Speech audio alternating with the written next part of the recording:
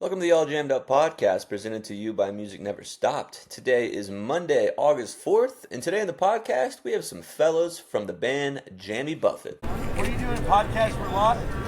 Yeah. Come be on a Lot podcast. Yeah, hell yeah, All Jammed Up. This dude's doing a podcast. If you want to be on some podcast, come give an interview. Hell yeah. All Good morning, fools. Welcome to the All Jammed Up podcast. I'm your host, Clint Dotson. Today on the podcast, we have Brendan, Bob, and Tyler from the band Jammy Buffet. They are a Jimmy Buffett cover band that incorporates jam band into their shows. You know, improvisation, make these songs a lot longer. I think they say, quote unquote, in the interview, they're like, we just sing the songs badly, but make them longer. And it's probably one of the funnier interviews I've done, man. Those guys are a hoot.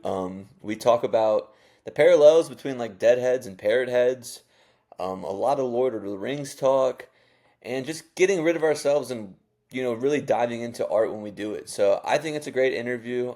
Those guys are about to do a nice Southeastern tour, a lot of SEC schools, and I'm hoping to see them in October, and we're going to review some Jimmy Buffett records and hopefully do another podcast. So without any further ado, let's get right into it. My new friends, the fellows from Jammy Buffet. Hey, it's happening! Everybody stay calm! What's the Everybody procedure, stay everyone? calm. What's the procedure? Stay calm! Alrighty guys, we are here with Brendan, Bob, and Tyler from the band Jammy Buffet. And correct me if I'm wrong, Brendan, you were in the Coil Reefers before? Yeah, so I played with Jimmy for a full year and then was kind of the super sub for him on guitar. My dad was Jimmy's lead guitarist for 35 years, so I kind of grew up around the music. And obviously there was probably some nepotism involved in my involvement, but hey. Self-awareness is important. Great. Yeah. Grateful for every minute of it, and it's been a big part of my life, so. And then Bob and Tyler, you guys are just Jimmy Buffett junkies? Bob I am, is. Yeah. Yeah. I've been listening to Buffett's music since I was like a tickle in my own ball sack, you know. And it's part of me. I can't get rid of his songs, you know. Same for you, Tyler, since you were tickling your own ball sack? No.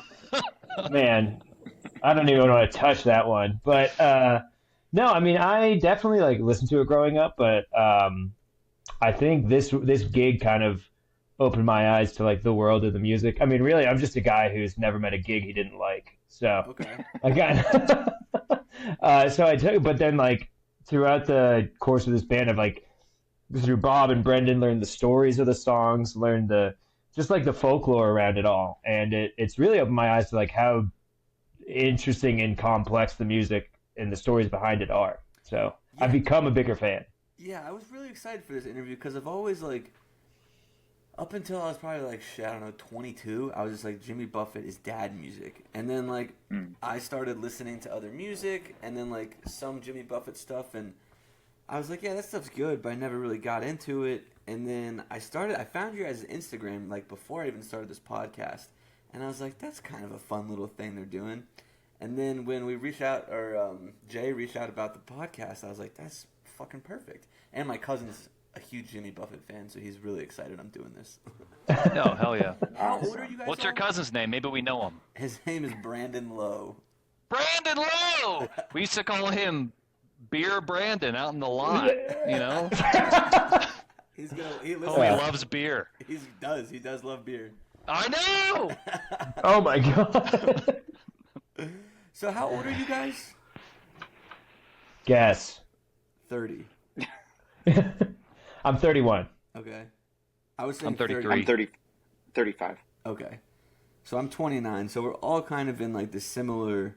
Yeah. So I know, Brendan, how you got into Jimmy Buffett, obviously, but Bob and Tyler, why, like, what kind of drew you, I guess more Bob first, if you were listening to you were a kid. Sure. What do you think kind of drew you to Jimmy Buffett at such a young age?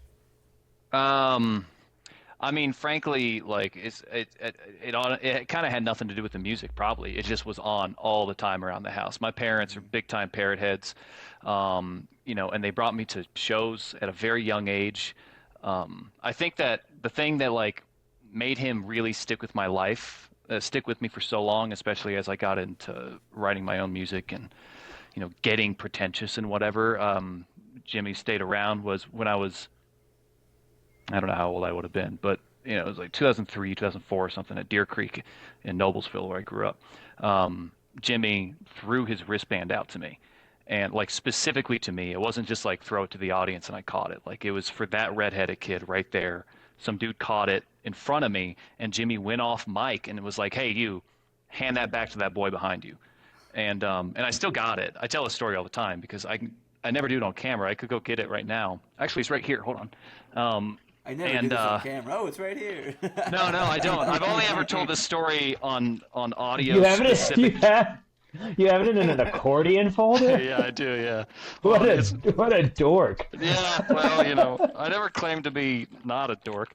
They were making fun of me earlier because I got this Lord of the Rings backgammon set, and It's dope. It's dope. And all the pieces are rings of power, and I was offering it to the boys to wear on stage, and apparently that's not cool. Oh man. This is the wrong folder. Sex, drugs, It's the wrong accordion. Yeah. Wristbands and rock and roll. Excuse me, I'll be right back. Ask another person a question. This is gonna be great though. It's the wrong memory file. Yeah. So Brendan, were you playing Jammy Buffett from a young age? Yeah, like listening to the music. Or were you? Yeah. When did you start playing? And is like Jammy Buffett what made you want to start playing music? Yeah, my dad started with Jimmy the year I was born, so it was like an ever-present thing in my life. Like we would go see my dad on the road all the time and get to travel around the country with him, which was awesome, and see some cool places, see some great music venues. So I was really, that was the first live music experience I ever had. And when I started playing guitar myself, those were the songs my dad played. So he would show me how to play some of the stuff. And it definitely influenced me a lot. I was into a lot of other music too. As I was growing up, I've always been more of a, kind of alternative, like the Radiohead guy. Okay. When I really started digging into it, but I always came back to Buffett because it was in my DNA. Like I always came back to it, and especially as I've gotten older, I found myself resonating with it more and more and more. Bob can speak to this really well, but a lot of what we're trying to do in this band is tap into the deep cuts that like some folks may not know about. Like you were saying, a lot of people just say, "Oh, Jimmy Buffett, that's like dad rock, Cheeseburger in Paradise, and Margaritaville," and that's what it is, But Jimmy had a lot of cool shit. Like he was a really great songwriter. Like he had a lot of cool like jammy stuff too. Like truly, like he had a great band around him, and they would explore. They would do some funky stuff, and the live experience was a big part of that. So that's what we're trying to recreate. Yeah, I've read some stuff that the I found it. You found it? Okay. Let's see it. So Nice. I'm gonna. That's my social security card, Okay. and all the important things: social, Jimmy Yeah. Buffett wristband. and then here's the wristband that Jimmy threw out to me. There it is. Oh, hell yeah. Yeah, it still smells like balls. the He used to wear this on his balls. A lot of Yeah. ball talk. There you have it. And I'll share another thing since we're doing show and tell. No, you're doing show and tell. We're not doing that. I just have a bunch of rings of power. So if you want to quit, I can send it to you. Let me know. Like, just put it in the chat, and I'll get you one. Okay? Address is in the chat right now. Yeah. Holy shit. That's awesome. What were you guys talking about? I think Bob. Okay, I lagged out for a second there, so I got the Lord of the Rings punchline, but I missed all the laughs. Oh my god, that was just so ridiculous. So Brendan was telling us kind of just like what got him into Jimmy Buffett, why Jimmy Buffett resonated with him, and he mentioned the band behind Jimmy and how special it is, and I think a lot of people don't talk about that. So were the people that were in Jimmy Buffett's band, were they like well-known artists at the time, or are these just kind of guys that he had that the band just took off? Brenda, you can probably answer that best. Yeah. Yeah, the Coral Reefer Band evolved over the years. Like Jimmy always used that name for his band, and that when he started in the '70s, it was a couple of original guys like Roger Bartlett and Fingers Taylor. Over time, the band evolved. So when my dad came on board, Jimmy was going. He was kind of moving more in that.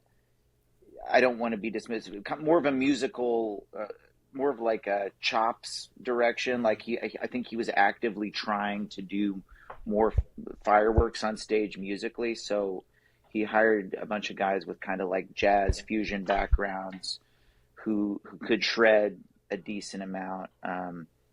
And guys like Mac McAnally too, who's not a shredder, but just a legendary musician and songwriter. So he definitely would pull from all sorts of different backgrounds. And what was cool about the band is that almost everyone in the Reefers had their own solo career, but they loved playing with Jimmy so much that they were very, very willing to kind of subjugate their own career aspirations just to be part of Jimmy's thing, which speaks to what he was. There's so many like even members you didn't mention. Like Mike Utley was a session dude at Criterion Studios in Miami. Like Real Cat, that's correct, right? Not Muscle Shoals, Brennan. Okay, and like Real Cat and Doyle Grisham is like one of the pedal steel players in Nashville, period, of all time. And he's played with Jimmy since the 90s, but he was also on those really early records. Nadira Shakur, one of his background vocalists, was in, I always forget what band it is, and I say it's Public Enemy. I know it's not Public Enemy. Arrested Development. She was in Arrested Development, and she like won a Grammy, or one of the songs won a Grammy. Robot on the steel drums, like he's the dude when it comes to steel drums. Like he was the cat, and Jimmy just picked him up and was like, "Yo, you're in my band now." Probably not like that. I just found out, by the way, that Robert is the one playing on "Beautiful Boy," the John Lennon song from his last record, Double Fantasy. Yeah, right before he died. So I think Jimmy Buffett is like one of those things. The same as like people, if you don't really know, if you're not like around the Grateful Dead when you're a kid, you're not really gonna know who the Grateful Dead is. And if you're not around like Fish when you're a kid, you're not gonna know who the Fish is until you start exploring things on your own.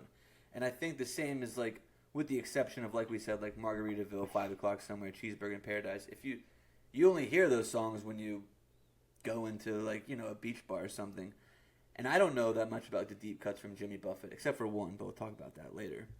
So I think that's just like an interesting thing, is like, if you're not brought up in it and you don't look for it yourself, it's kind of hard to even realize that he has all those deep cuts and he gets in those jams and he had that much of a talented band around him.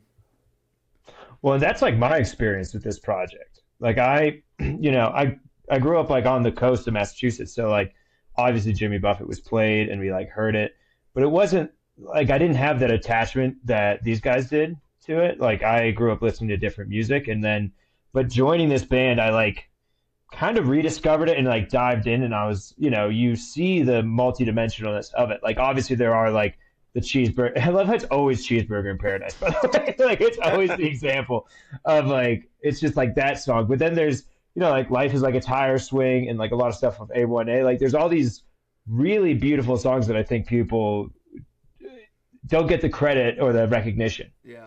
And I think that's been like kind of a fun part of this project, is bringing new life to those songs. My favorite, I don't even know if you want to call it like a deep cut or whatever, but Jamaica Mistaka. I like the whole story behind that song. I think so many people don't even like. It's a true story. They don't know that's a true story, and like that is just like the coolest song to me, just because all the lore behind it. That intro my dad wrote that with Jimmy, believe it or not. Really? Back in the 90s. Yeah. Was he on the plane with him when it happened? He was not, but Bono was. So that's what? True. You didn't know that, Tyler? Was on the plane. No. So someone want to give the lore of that song so the people listening are like, what the fuck are they talking about? You might be able to do it better than me, Bob, actually. I mean, maybe. It's off of Banana Wind, I believe, or it's a Barometer Soup. Yeah. Okay. That's Banana Wind.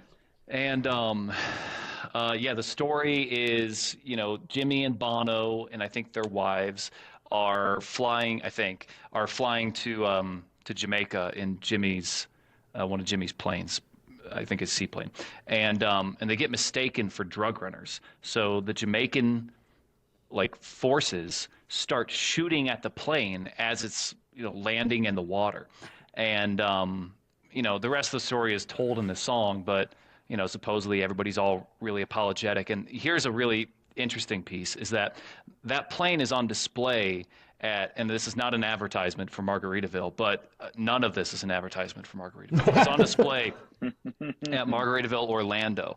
It was just put back on display. It was like taken off for a while, and the bullet holes are still in the plane, proof that the song, really happened. It's there's kind of a little bit more of a story to this that I don't know if it's really appropriate to go into. A friend of ours has a hand in that plane being put back on display. That doesn't matter. Ask our friend Mark about it. Okay. But yeah, it's this great little song. It's weird as all hell, man. Like it's like it's minor-y, but it's not. It's a cool tune. It's a great song, yeah. The intro, I just want to like the intro would crush live. It was just like huge hits. Yeah. Yeah. Yeah. Yeah. This is basically what it's like to be in the van, and we just like sing the songs terribly, and we're like, yeah, but what if we played it longer?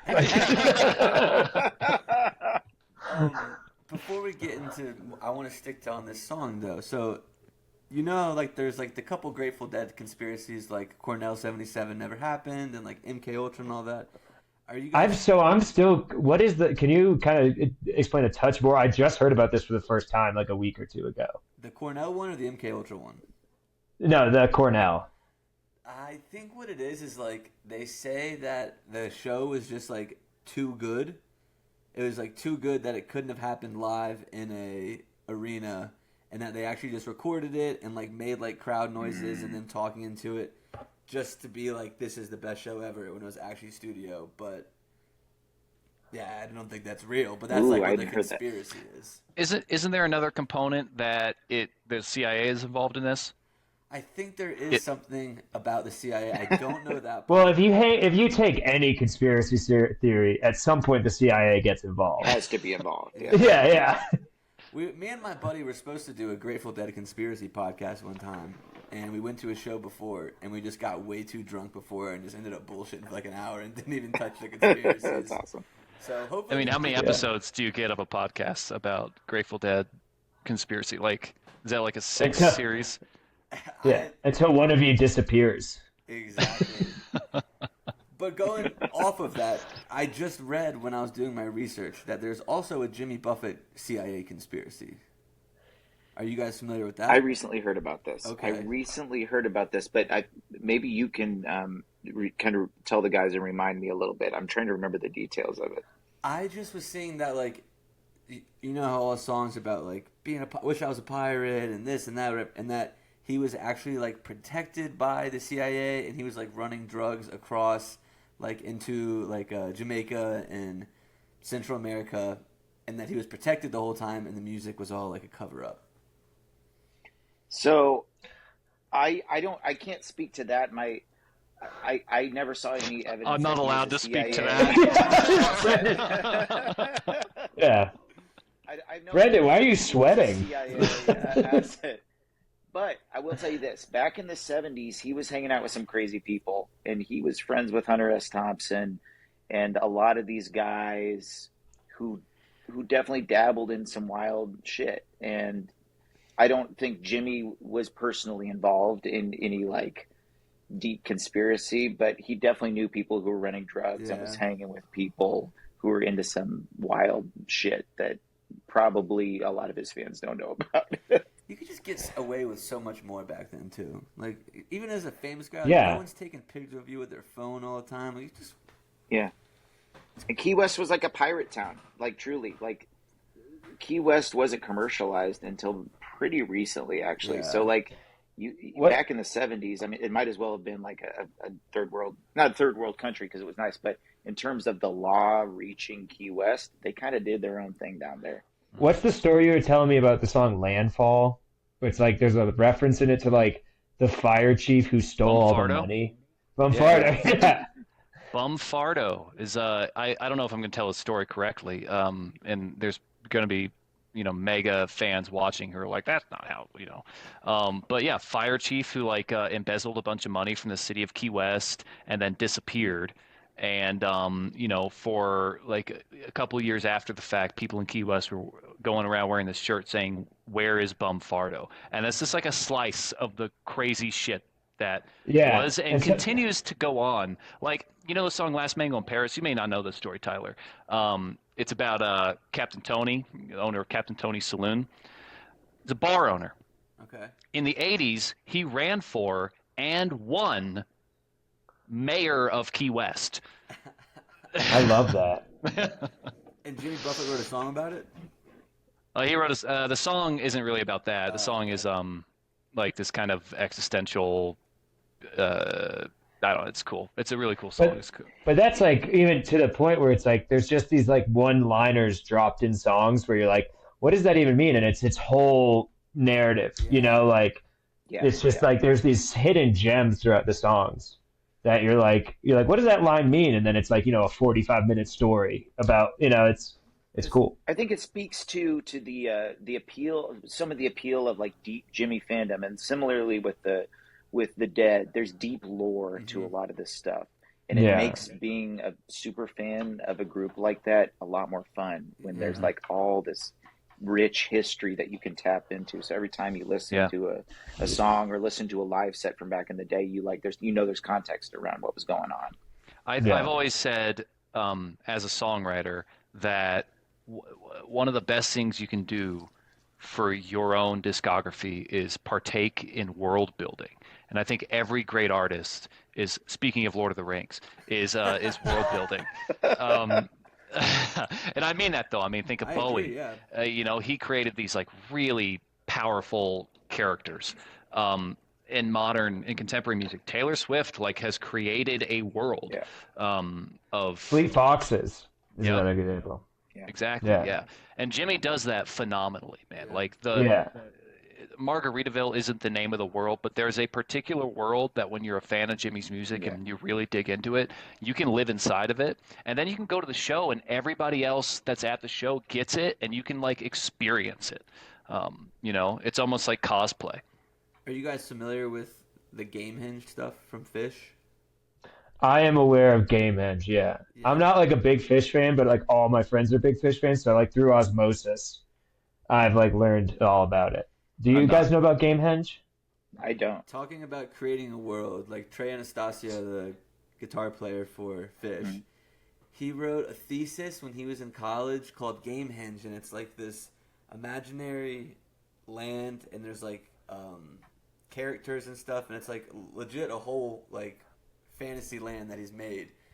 And then that's like what a bunch of their songs are about. And then in like, I want to say it was like 1990 or 2000, the New Year's Eve concert was like a big Gamehenge production. There's like Broadway dancers, and he's like telling them he made, because he released all the songs like separately, but I guess he did them in order this night to like tell the whole story of Gamehenge. And I'm not a big Fish fan either, but I had someone on the podcast who was and gave me the whole pretty lore. sick, and it is actually. like, it is very sick, and like she obviously did a way better job explaining it than I did, but if you listen to enough Fish, you hear like bits and parts of it first, and then you learn about the Gamehenge stuff, and it's like, oh, that's like where it all was coming from, because you're like, what is he singing about? But it all kind of like ties back to this Gamehenge that he wrote. That's wild. I mean, that's cool as hell. I just thought of another example of Led Zeppelin in Lord of the Rings. I mean, some of what they did in the early music, like it was a shortcut for them to not have to do their own world building. But in the middle of Battle of Evermore, like Ramble On, he just starts singing about Gollum and the forces of Mordor and stuff, and like, what he's talking about just because he mentions that. It's like, that there's emotion, the backstory. It's like, okay, even though it's super weird, it's like, why would Gollum steal your woman? Like, I don't think Gollum fucks like that. But still... Hey, I take offense to that. I do fuck like that. So, but Jimmy, what's interesting about Jimmy is especially late in his career, he'll double back on songs. Like there's this tune called Coast Carolina, which I think Mac helped co-write. Did maybe Peter have something to do with that? Okay. That was just Mac. Just Mac. And it's the song Come Monday, Clint?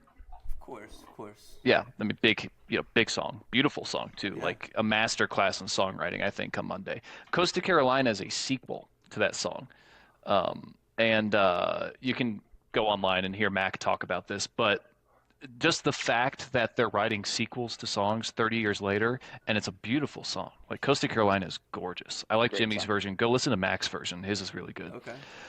And there's all that kind of stuff sprinkled throughout his discography of just like revisiting characters, revisiting ideas. The number of times that he says Margaritaville in other songs is honestly kind of disgusting, but at the same time, representative of what he's trying to develop in his discography. He's a complete artist. He's not just a songwriter.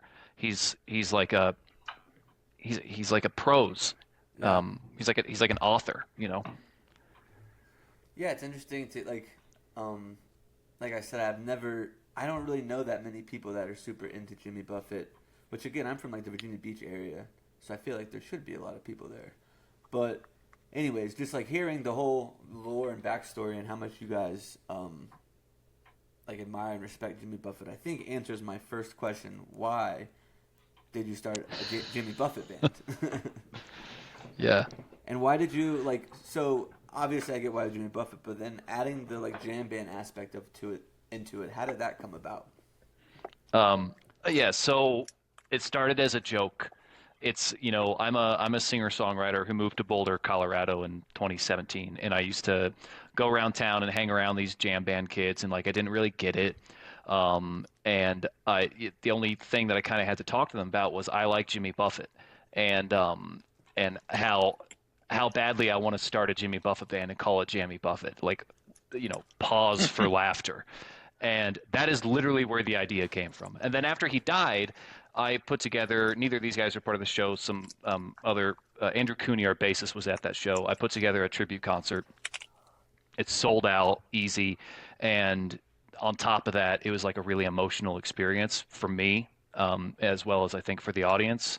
And it hit me. I was like, oh, this is what I should be doing right now. And it just so happened that I had pulled in a bunch of jam band guys to be in the band. So I had made that joke to them backstage. I was like, yeah, we're called Jammy Buffett. And they're like, okay, Bob, fucking idiot. And, turns out it is a good band name. Turns out I was right. Yeah, I was right. Hold on. Excuse me. Yeah. You put your Lord of the Ring ring? Yeah. Joke's on them. So that's where it came from. I mean, it remains a pun at its core. But it is, I don't know. I think it speaks to people, honestly. Like you say it and people get it, which is rare when it comes to a band name. I think, too, what the reaction I've got is I'll tell my friends who aren't that into Jimmy Buffett, I'm like, yeah, the band's called Jammy Buffett. And they're just like, they're just like, the name alone excites them. Like, they're like, this is hilarious. I need to see this. It just has this, it just is, it's like a joke and a punchline in one. Yeah, that's how I found it. Yeah. It was I always liked Jimmy Buffett, and I just never dove too deep in it. And that's like, oh, there's a jam band doing Jimmy Buffett music? That's pretty fucking fun. So was it, Bob, you started it, and was Brendan and Tyler both in the original band? Tyler came on our second show. Okay. Was it third? I think it might have been third. Was it second? It was the second one. It was at the Boulder Country Club. It was a private show we were hired for. Tyler came on there, and he loved it. Right out of the gate, Tyler was like, I'm so happy to be playing these songs. I could just tell, there is immense joy. It was like the first time he felt joy. Yeah. And I kept asking what I did to deserve it,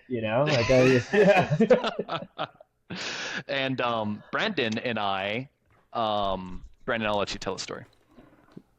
Well, Bob and I initially encountered each other, I guess you could say, just over 10 years ago when I was out with Jimmy playing at that great venue Bob mentioned, Deer Creek, right? Yeah. Deer Creek, Yeah. in Noblesville. that great That venue. that Maroon That great Rocks. legendary venue. yeah, that venue we all know I the was name like, of. Deer Park. No, don't say Deer Creek in Noblesville, Indiana, which is really a venue that Jimmy played every single year that I can remember. And what I remember most about that show is Jimmy toured in a pretty luxe fashion, where it was take the PJ to every gig and hub out of a major city. So we'd stay at a great hotel in Chicago and then hop on Jimmy's jet and fly into whatever other market in the region. So in this case, it was the Indianapolis market, Deer Creek. Fly in, take vans straight to the venue, play the show, and then vans back to the private airport, and you're in your bed in Chicago by 11:30 p.m. It was awesome. In this case, what I remember most about that gig is the local cops would always provide a police escort for the vans going back to the airport so they could get through all the crazy tailgate traffic, people trying to leave at the same time. In this case, these cops were the most gung-ho I'd ever seen. Like, clearly there hadn't been much going on in Noblesville over the past couple of weeks, and they were ready to gun the engines and show off their stuff.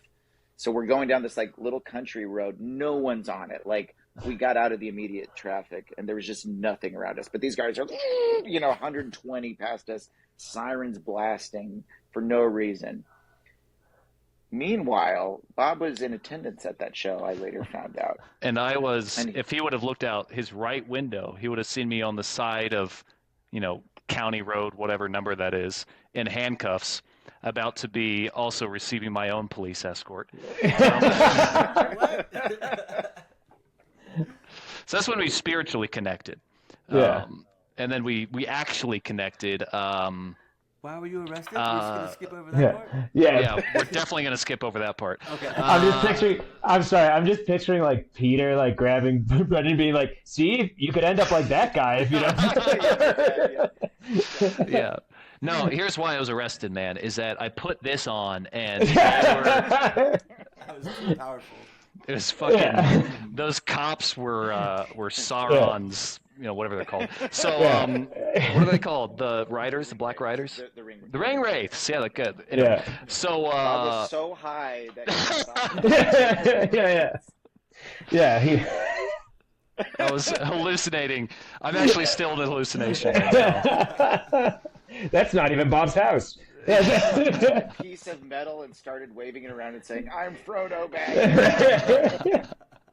So but we actually met I don't know, 2 years ago or thereabouts, surrounding this event that our manager puts on. His name's Jay Zuck, Jay Surf, if you know him poorly, called Sing for Fing, which is it happens every year for 2 years now. So maybe not every year. It's happened for 2 years. It's a benefit concert in the name of Fingers Taylor, harmonica player for the Core Reefer Band forever. His son Steven Taylor is a great blues guitarist, and he's a help. He helps promote. He's like on the board. And Brendan played it last year. I was given the opportunity to play it last year and like meet a lot of my heroes, and then also meet Brendan. And we hit it off. And I was like, "Yo, Brendan, I got this thing I'm doing. I think you'd be the right fit. Seems like we get along all right." And it turns out he is the right fit. We've stopped getting along. Yeah. How it always goes. Yeah. So all that on Jammy Buffet, though, who inspires you guys on the jam side of things? Like, what makes you do exploratory music? I think because it's, for me, I was in a jam band for a long time, and I think what excites me about this is it's kind of uncharted territory. Like I don't know if we're the first people to ever do this, but like it's definitely very uncommon to take these songs and explore them in that way, and I think it's fun to hear these songs in a new way. Like now, instead of just listening to them as a recorded song, we're hearing them as like roadmaps and seeing like, oh, we could go this way or we could do this, and it's just kind of a fun way. I'm assuming it's fun for these guys to see these songs they know so well in a new light, and it's fun for me to kind of discover them in this way. And see what potential they have in this kind of jam space. Yeah, I think there's actually a lot of crossover. It's my answer is cliche and easy, but it would be the Dead. You know, like there was a whole lot of crossover between Deadheads and Parrot Heads throughout, you know, their kind of intertwining careers. You know, Jerry was active at the same time as Jimmy for a long time, and the reason why the name Parrot Head was coined was by Timothy D. Schmidt, the bass player for the Eagles, and he was Jimmy's bass player for a time, and he looked out, and right as the Deadhead thing was really like becoming a mainstream thing. Yeah. He looked out at the audience one night and said, "These look like your own version of Deadheads, like Parrot Heads or something." So it was coined famously like that. And Jimmy, I think always, to hear him talk about it, always felt a kinship with the Dead, and Jimmy covered a lot of artists during his shows, much as a jam band would, and the Dead were high up there on the list of artists And who he were most covered by Jimmy. and he covered Dave Matthews Band, so you know let's give credit where credit's due. I'll answer more nebulously. I still don't really understand like what a jam band is. To me, it's improvisational rock is like the more appropriate way to describe it, really, and like a particular community around that. So, the inspiration that I take when we go into honestly places that are a little bit more unfamiliar to me, and not necessarily as comfortable. Which is interesting. The way that I approach it is as a songwriter, because you know the way that I write is it's not like I sit down and like map out a song or something. I just feel it and it comes, right? So when we're in the depths of a jam, all that I'm trying to do is like get rid of myself the same way that I get rid of myself when I'm writing a song, and live in the moment and in the song as much as I can. Trust my knowledge of music, trust my fingers, whatever, trust my ears and the people around me, and let that kind of carry it. Yeah, that's interesting. You said as a songwriter, do you think it's like them not being your songs? What do you think that you're tapping into with Jimmy's music that makes you feel that way? Yeah, yeah. I mean, so I studied poetry in college, and like, what a bullshit thing to study in college. Really, all that we ever did was just like practiced, like ego loss without drugs. Just like as best you can, sit there and like meditate your way into a poem. And that's how I've always thought about creating any art. There's a great line by Elizabeth Bishop, great poet, spent a lot of time in Boulder, something along the lines of like, what one seems to want in art is the same thing as necessary in its creation, a self-forgetful and perfectly useless concentration. And that phrase, self-forgetful and perfectly useless concentration, is everything to me when it comes to creating any kind of art, whether I'm writing a song, whether I'm sitting in the studio just cutting a guitar part, whether I'm on stage with the boys jamming. I'm just trying to get out of myself, you know? Because for that moment when I get out of myself, time stops. I'm never going to die. Nothing bad has ever happened to me, you know, or will happen to me. It's like it's this total out of body experience that, like, honestly, I think that every musician is or ought to be trying to capture. Yeah, that makes sense then. Teddy? Yeah. That seems like a really good answer. I think it's a really hard thing to do in anything, is just get out of yourself sometimes and get out of your own way. Yeah. So I think that's a really good answer. The number one thing I've realized from my years of performing is that if you don't believe what you're selling on stage, then no one else will. Sorry, my cat's getting in the frame here. Wow, but my cat was here earlier. Did he go to your house? yeah. Oh, look. Yeah. But if you don't believe deep down, and this is hard to do because we all have ego, like Bob was saying, and it's really hard not to get self-conscious on stage when you're being so naked and vulnerable, figuratively, in front of strangers. Yeah. By and large, it's really hard to do, but it's the key to everything. So I think it speaks to what Bob was saying. Like, you have to get out of your own way, and almost like a form of meditation, make your mind go blank and just live inside the song, live inside the music.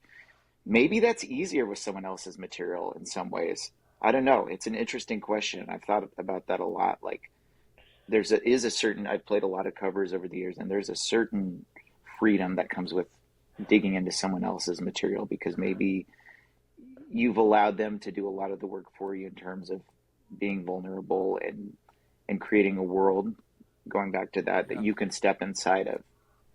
Yeah, those are both really good answers. Let's not forget Jimmy's music is easy as hell too. We make it harder, but as a foundation, when we come to a song, it's like, oh, okay, yeah, 4 chords, fine, yeah, I got this. Okay. You know. Yeah. Now we get to the real nitty gritty.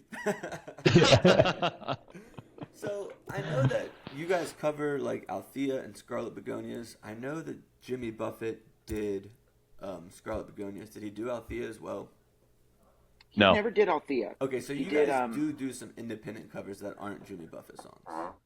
Yeah, and I think this. I mean, you guys can answer this, but this, like, talking about the, getting out of your own way with the jam thing was. I think you guys played a show without me, and it just, you were like, wait a minute, you were jamming and realized you were playing Althea, right? More or less. Did we plan it? Yeah.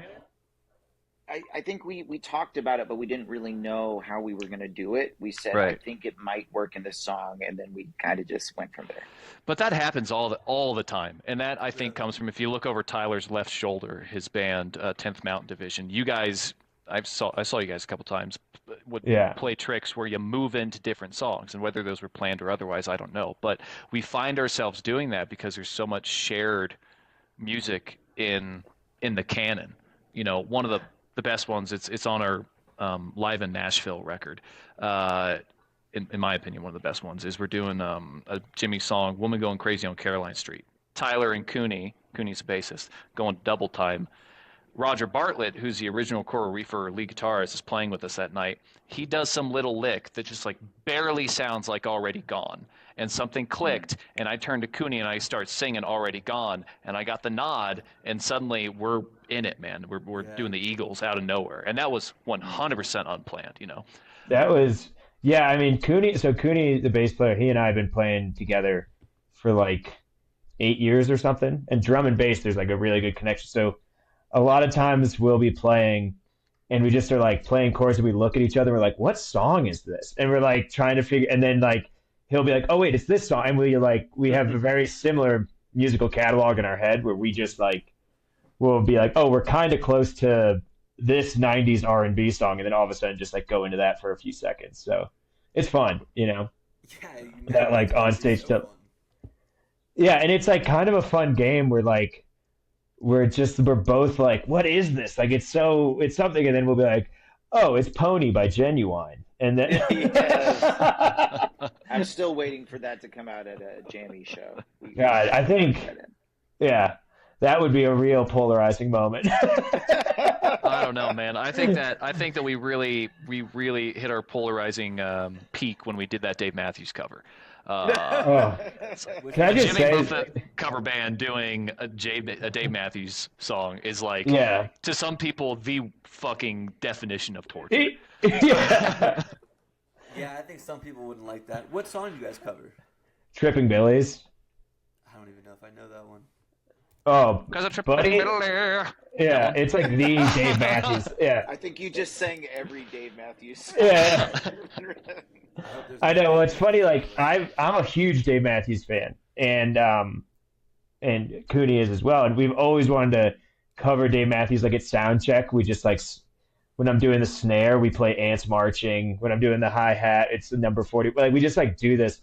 And so when we figured out that Jimmy covered it, we were both like, if we don't play this, like, this is our one moment. Like this is our one shot at it. You know when he covered that, dude? Moments before I swear to God. Actually? He did, yeah, he played Trippin' Billies, and maybe there was a song between, and then I got this wristband. No shit.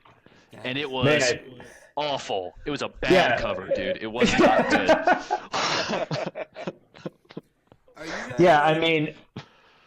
Are you guys and like the fans like really leaning into it too? Like, are you guys coming dressed up like all tropical and like just really leaning into the whole Jamie Buffett cover band? You know what I'm proud of us for is we're letting that happen organically. Like basically from day one, we were like consciously, let's not do this intentionally. Let's not show up for the first show wearing ridiculous like Tommy Bahama and like wearing the parrot hat and all that stuff. But there have been moments where we've leaned into some of the silly stuff. Like we've got these two fans who have been to a few of our shows who bring these like stick-on mustaches. Jimmy has a song called Pencil Thin Mustache. That's great. Love that song. We do it every night. And organically, they were like giving them to us during that song, during one of our shows. And so that's something where I'm like, this is great. This is organic in the moment. I'm happy to get campy with people. I definitely don't want us to take ourselves too seriously. But at the same time, if it is like too pre-planned, then it feels inauthentic. So we're trying to walk that line right now and figure out what that looks like. Yeah. I mean, a key thing is like we're playing to a younger audience, and as a younger audience member of Jimmy Buffett and the Coral Reefer Band, I think this is true of a lot of people. You may feel the same way, Clint. I was always a little bit turned off by the coconut bras and grass skirts. Don't get me wrong, I still wore them, but I felt like an idiot. Yeah. People were turned off by you wearing them. I would imagine. Yeah, dude, Gollum in a coconut bra and grass skirt. It's by Precious. It's a margarita. Yeah. Crazy mugshot. So what we're trying to do is focus on the songs, you know, because there's this incredible deep catalog, and really like breathe new life and bring this music to a new audience without the baggage of their parents or whatever. But like at the same time, we don't want to disrespect any of that. Like it's not that there's anything inherently wrong with that, you know. Yeah. It's just not necessarily what we're doing, you know. And if it happens, it happens. If it doesn't, it doesn't. Like, you know, we did this little VIP set. Brendan's got the hat on right now at the Levitate Festival in Massachusetts, and they like gave us some dope ass Hawaiian shirts, and yeah, of course we wore those on stage. They were sick, you know. But it's not like we're sitting around plotting how we're gonna get a paper mache volcano on stage or something. Yeah. Yet. Yeah, well, we'll get there for sure.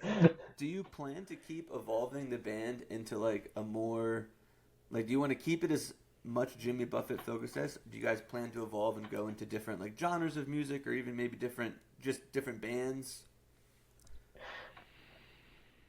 I think, I mean, I would say, you know, if we're called Jammy Buffett and we don't play any Jimmy Buffett, it's kind of doing a disservice to it. So I think it's like we are always going to be a Jimmy Buffett jam band.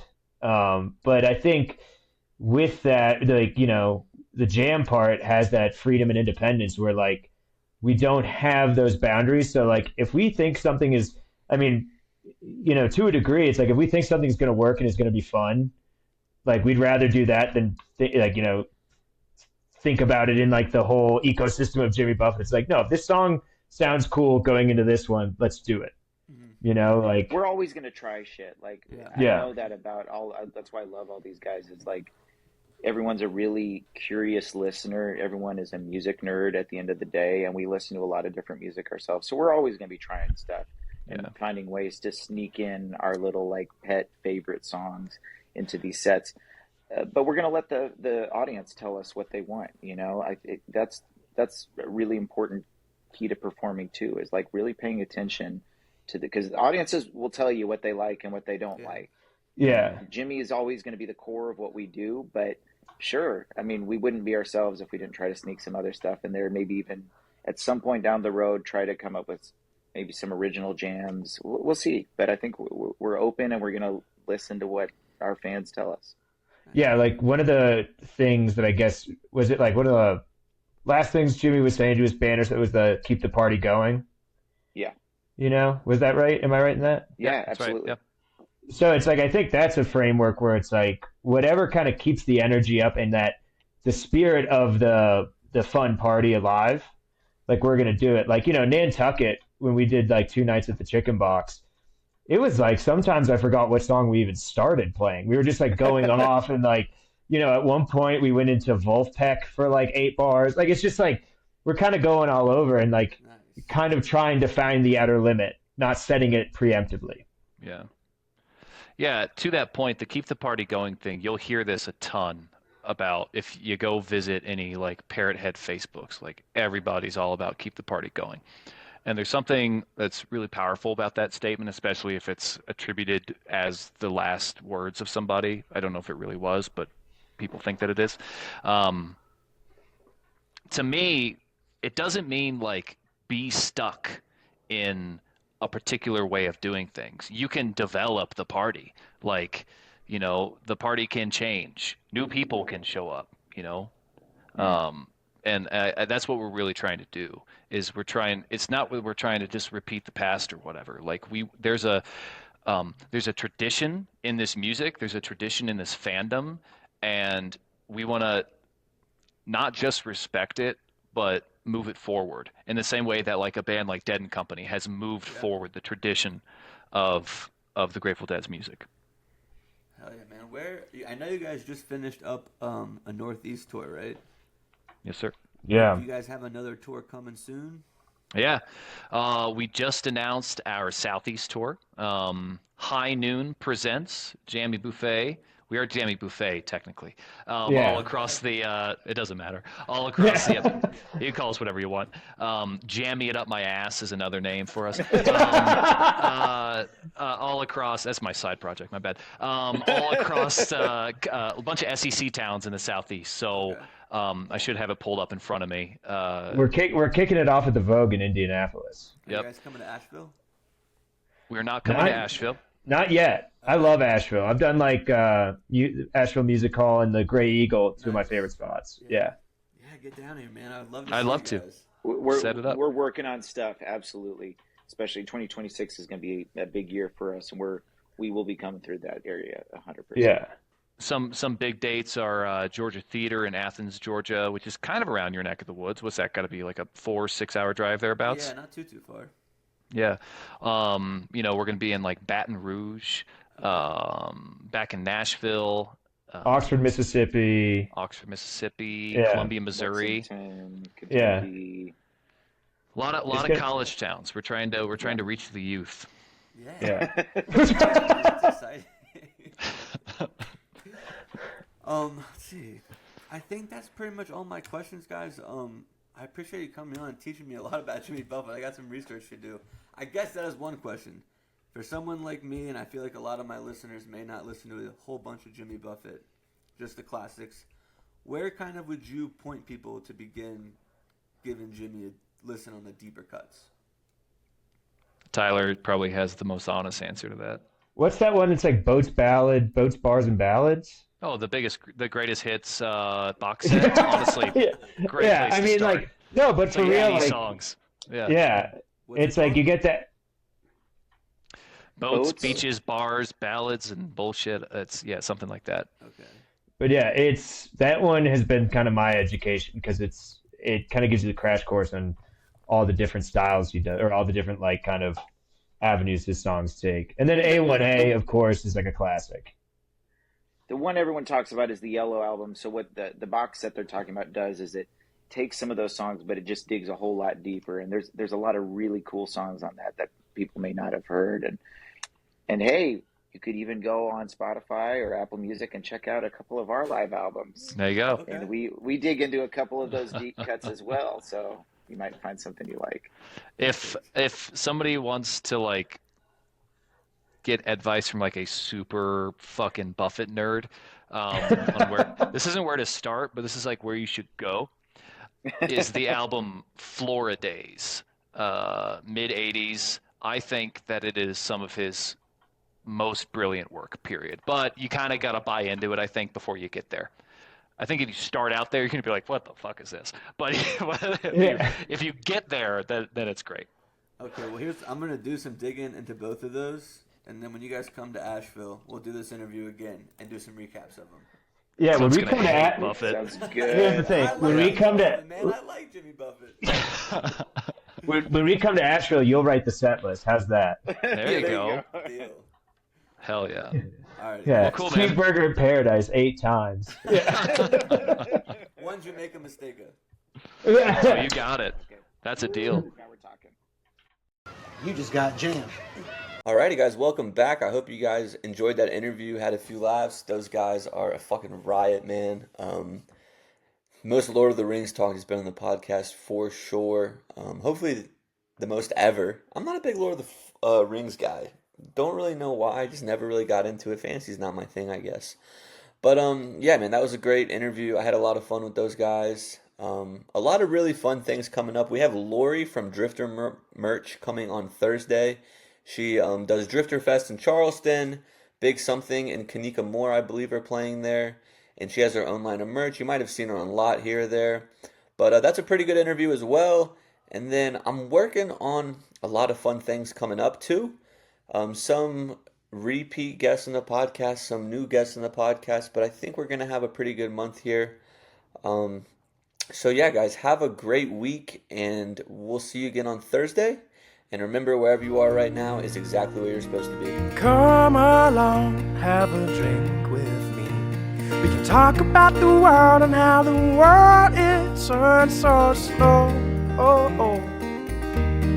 Day and night I found cars they drive and planes they fly. I look into the sun and the sky, you're so bright. It's you that I have found. Oh, and I know there's not much longer now. Or if the world would just slow down.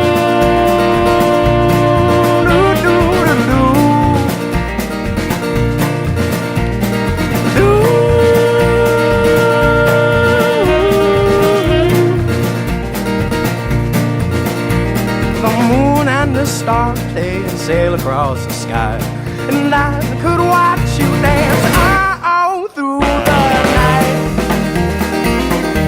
When the rhythm is right, oh, and I know the sun is rising now. Or if the world would just slow down.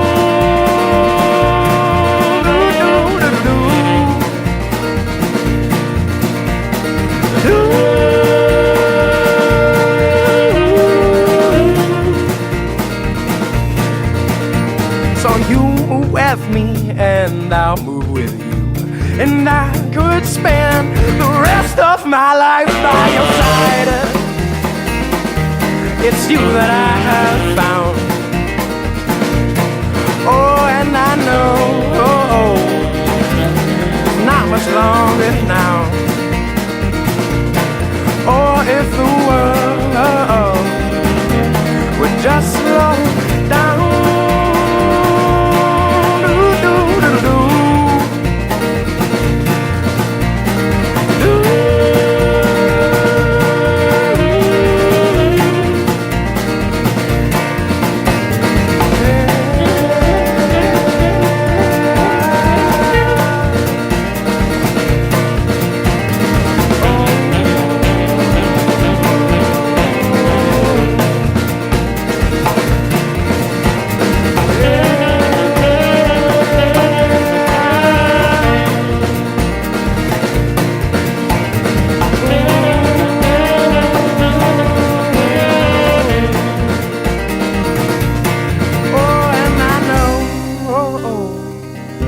There's not much longer now. Or if the world would just slow down.